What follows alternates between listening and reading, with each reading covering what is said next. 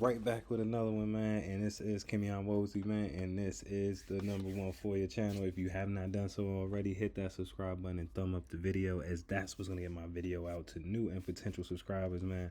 I appreciate everybody rocking out with me thus far.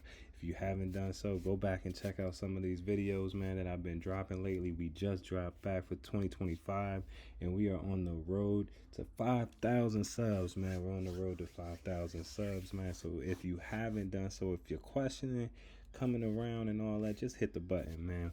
We on the road to 5,000 subs, and I think we're at about 4.6 last time I checked. Yeah, so something like that. All right, so appreciate everybody, man. But today we got another FOIA request in that I had put in a little while ago, man, and got some information regarding some of that facial recognition technology, man, that's going on in Chicago, man. And you know those little cameras y'all be seeing hanging up there, you know, as y'all walking them blocks, man. We gonna understand a little bit more about them today. So yeah, we gonna get started, man. For that, so let's just jump right into it. We're going to open the document up. And as you can see, we got a FOIA report here, and they are giving us the information. Just wanted to make sure that I seen that you guys saw the actual paperwork here. We got that out the way. All right, and so we're going to start with, let's start with the facial recognition technology one. And this document here is just outlining facial recognition technology. The issue date of this document was last year. Not last year, shoot. It's 2025. 2023 of August. And it went in effect August 23rd of 2013. So this technology has been in for a long time. Going back to all these drill, you know, all the homicides that we've seen taking place, and how they're able to capture all that information from these cameras, man. We about to find out why. If you have not done so, hit that subscribe button, man, and thumb up the video.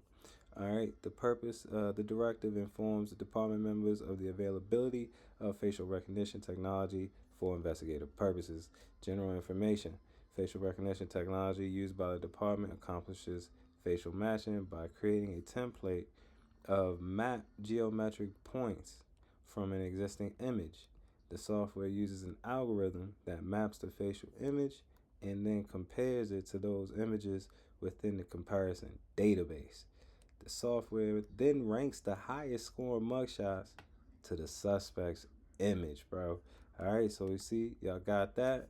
This is an official document, Superintendent of the Police, right? All right, we're gonna go into see what else they gave us here. Let's pop this one open. What do we got here? Chicago Police Department, the Bureau of Detectives presents facial recognition, man. Seems to be like a little slideshow that they might show to the new officers or something like that. Bureau of Directors, facial recognition, department notice. This is the form we just finished reading. The objectives. Objectives: develop awareness of facial recognition technology, identify a probe image and gallery image, modify the probe image for the use in DataWorks software. So this is all mapping of different pieces and parts of your face to compare to other images. Learn to correct images poses through 3D imaging. So this is a very in-depth situation that's going on in those cameras, which is why it's so accurate and used against you in law and the courts. Terminology of probe image, it just breaks down some of this the phrasing and the terminology. The selected image that will be compared. Gallery images that are selected by the Face Plus software that have a similar facial template to the probe image. Then you have a possible suspect, individuals whose gallery image strongly resembles the probe image and have been selected for further investigation. Facial template, a template obtained by software after an analysis of locations of features on the face and an analysis of the spatial relationship between those features.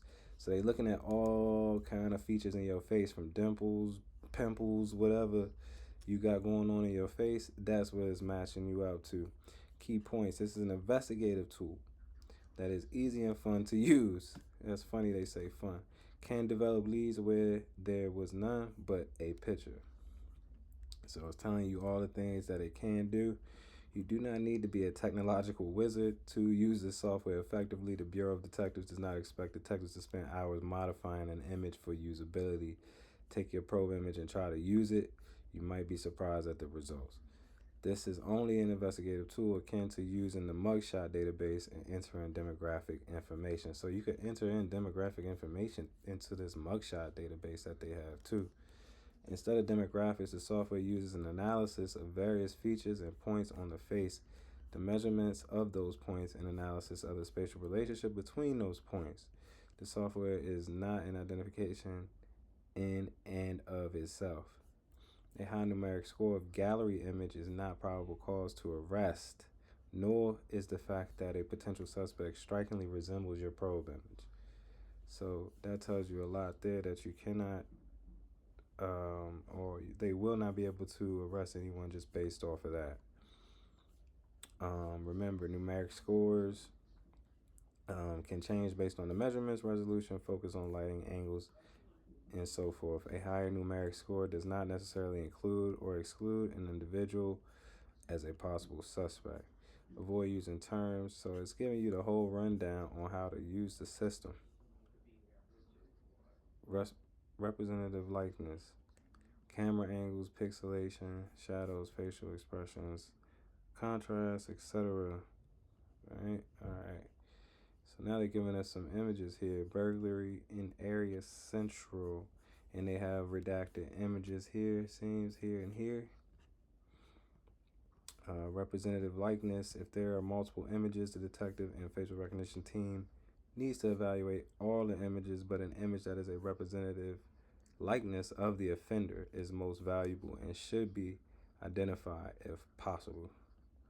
All right. And they give us some perspective here. They give us this guy. And then they have a reality versus perception. So you see how zoomed in, this looks like a bigger gun, but in reality, it's really small. And then they give us some people lookalikes, I guess, that they put into contrast some of the mugshots, so they can give positives and false positives, get all that stuff up out of there. If you don't have a software engineering background, don't worry, I do. I'm gonna break it all down for you. And you see how they even got Obama here and a lookalike for Obama. That's crazy. These people are not related, and they have people redacted here. More people that look alike. They got this guy going on. And then they got their own CPD celebrity lookalike. I guess they decided to add this person in, Sergeant Shante Garcia, comparing to Wonder Woman. Then there's the beauty shop rapist. All right, and these are description: 38 to 32-year-old, dark complexion, but redacted. Eyewitness identification. Sketch brings up in tip of redacted, arrested, no alibi, 7 lineups picked out by 11 eyewitnesses convicted at trial based on eyewitness testimony, sentenced to 100 years. This individual here could not look closer to sketch, and that's redacted. 8 years later, DNA reveals the real rapist, redacted. Wow, so it might have been a mistaken identity there. Your own interpretations can be wrong, and this is all redacted. Redacted sketch of suspect brought in leads on these 3 men. And excuse me real quick for any background noise. Men in the left frame of the photos. All right, based on sketch, wrong man picked up on a Terry stop. And we have some facial recognition suitability. And we got some redacted images here. Redacted images, redacted images. DataWorks facial recognition. Workstations are available at these locations. Facial recognition works. Not sure what this is. Some pink line robberies they had. And I guess they used some of this criteria. And it seems to be an old document here from 2013. Facial recognition technology. I guess they use a mugshot database. Help solve cases for wanted for numerous robberies. Numerous videos available. Offender was not known. Pierre Martin was highly ranked, was in custody at the time, made a statement, identified in a lineup, and charged. Yes, these are individuals where facial recognition was used against them. And the picture was entered into facial recognition as a probe image, and they found out who it was. So, they put in these different types of images to get rid of the ones that are lookalikes and, are just not a match at all. So it seems like an investigation here.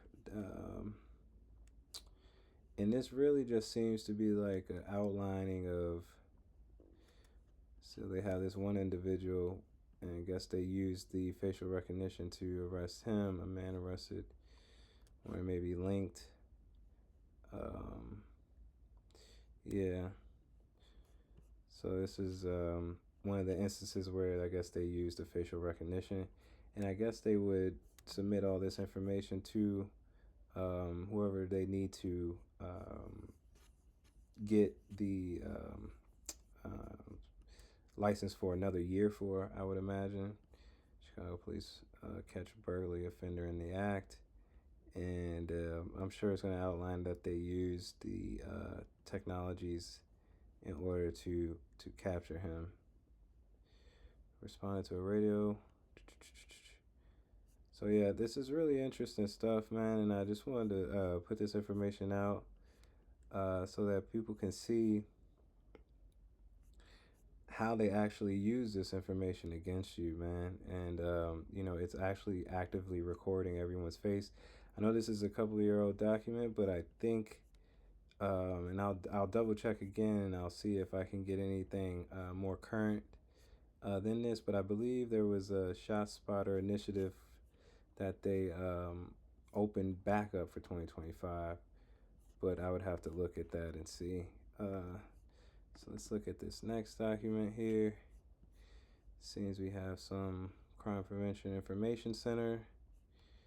The Crime Prevention and Information Center is a fusion center. Okay, so this Crime Prevention Information Center, I don't know if you guys know, but back a little while ago, I forget whose paperwork it was. It might have been the Lord Dre, where they were using a lot of this technology to track Melly down. And look at this, see? Now you can imagine this. This is a camera shot of what they actually work in every day. This is where they work, and look how many screens they have to pull up your Instagram posts or Facebook posts. This is an information center, So people's faces is going up here, their YouTube pages, all of that. CPD has a lot of resources, and they might not solve all the crimes, but I guess the ones that they do solve, they do go thorough. A fusion center is an effective and efficient mechanism to exchange information and intelligence. So that's the point of this fusion center. The ultimate goal of a fusion center is to provide law enforcement, public safety, and private sector partners a venue to come together and improve the ability. Right? Role of fusion centers. Look at the partners. They have FBI, ATF, ICE, DHS, CPD, DEA. These fusion centers, all it takes is a phone call to the FBI and all these other departments, fire department,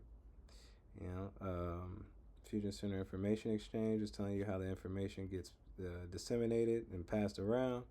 Law Enforcement Fusion Center, Homeland Security, Public Health, and all that, man. Wow, this is a thorough document, man. Wow. All right, and we have a Crime Prevention Information Center.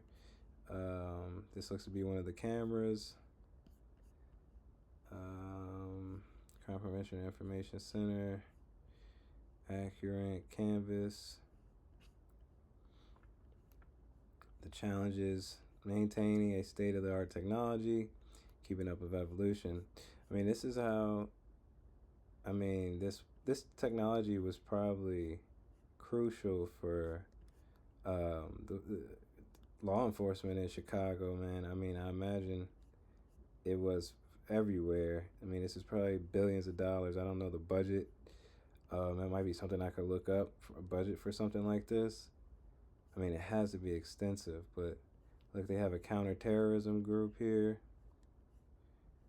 Yeah, look at that. Counterterrorism group liaise with and maintain communication with federal partners, Amtrak, all of these places. Like, wow. Yeah, man. Gang Analytical Group. All right. A team of gang analysts work in a coordinated effort with district intelligence officers, outside units, state and federal agencies to develop intelligence regarding gauge locations for future violence and gang activity, establish high threat level gang conflict zones, assist the district, something DIOs in compelling gang annual gang audits, update and maintain parents' gangs, factions, and boundaries. Attend weekly and monthly meetings with the DIOs, Shooting Review and Gang Strategy, Cook County Strategic Operations Center, Motorcycle Club, intelligence organizations, and other state, local, and federal partners. We have a gang analytical group. The gang analysts prepare and disseminate information. It seems officer security alerts, information bulletins, gang intelligence, and mapping for where your gang is located. Oh, man. Yeah, so open source intelligence group. Um, this is how they do. Oh, wow. They find gang affiliations through the internet. Look at that. That's a post, isn't it? Yeah, that's a post. Weapons violations, identifications, and image searches for weapons. So the facial recognition doesn't just do facial recognition, right? It spans the gamut of a lot of things, man. I just wanted to bring some of this information to the table, man. And I hope you guys like this video, man. Yeah, we went through it pretty quickly, but this is the latest Foia, man, that we got. We're going to be dropping more videos like this. So like I said, you want to hit that subscribe button and definitely thumb up the video, man. Let me know in the comments what y'all think about this facial recognition technology, man. This is a document, from a couple years, but I mean, this has been in place since August of 2013, and we're just now understanding how much information they actually can get. So drop down in the comments and let me know what you think, man. We out. Peace.